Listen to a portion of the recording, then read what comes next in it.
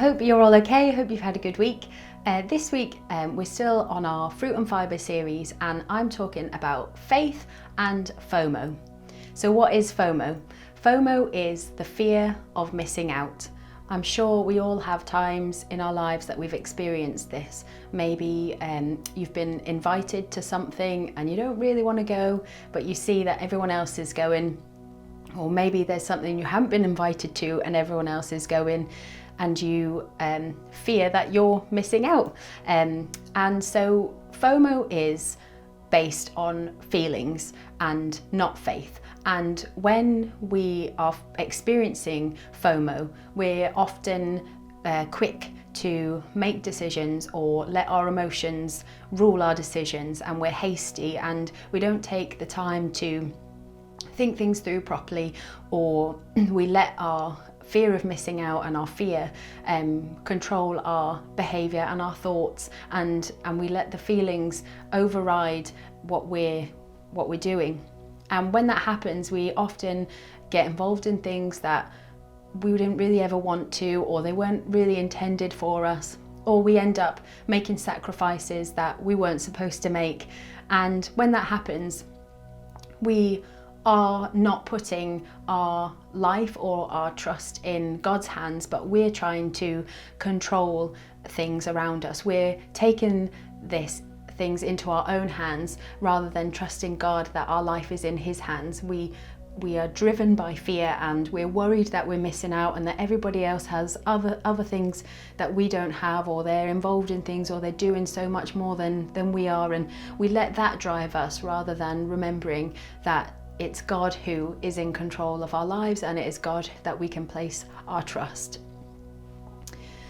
When we have faith, when we believe God is who He says He is, we understand that He gives us everything that we need, that it doesn't matter what's going on around us, but that actually all that matters is God.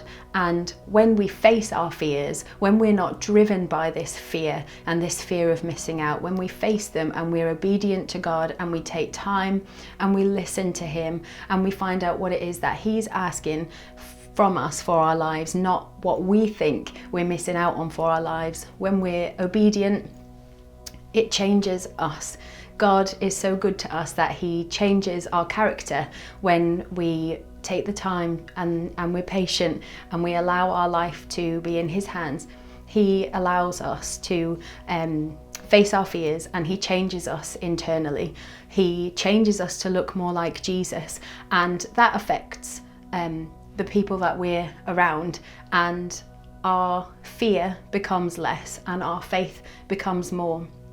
And when that happens, it just allows us to let God be in control. It allows us to put our feelings and our fears to one side, and it allows us to listen to God and let Him drive our actions and what we do and where we help and who we speak to and how we speak to them.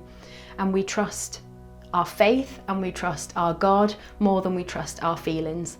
I'm not saying that that's always easy. There are always times that we feel that, maybe we are missed out, or maybe we haven't got what everybody else has. But when we realign our focus and when we remember that it's God in control, and we allow Him to remind us of this faith rather than fear, and remind us that God is everything that we need. We're not missing out on anything, because we believe and we trust and we have faith in a God who meets our every need and desire. So we don't need to worry about missing out, because we're not missing out.